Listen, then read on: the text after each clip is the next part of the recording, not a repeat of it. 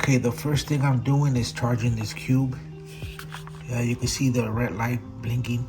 So what I'm gonna do, I'm gonna leave it charging for at least 24 hours. And then tomorrow I'm gonna do the installation. But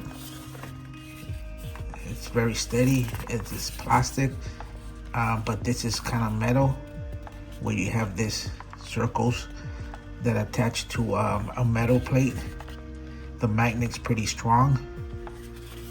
It actually charges with a micro USB charger. So I'm gonna leave it charging for at least 24 hours. And tomorrow I'm gonna go through the installation and see how we're gonna set this up. Hey guys, so I'm gonna put this Cube GPS Pro. I'm planning to put it in my truck. I'm gonna find a good location.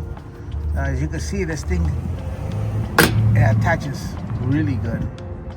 So I'm planning to actually put it underneath here. You got a lot of spaces you can put it. You can put it right there. Look at that. It fits there perfect. I'm gonna go through the setup, and the setup is gonna be, you gotta follow the instructions on the setup. So, okay, let's go through this right now. And I'm gonna show you how you can get this done. Okay, here we go. So actually you're gonna have to charge the cube for about 5 or 6 hours, and then when the light blinks red, completely solid, that means it's fully charged. And then we're gonna download the free amp. We're gonna go to Google Store, or we're gonna go to the Apple Store, and we're gonna download the amp, and it's called Cube Tracker. I don't know if you guys can see that, the letters are small. We're gonna create an account. We're gonna add a new cube. It's gonna search it, and then we're gonna go through the whole process and select activate a subscription.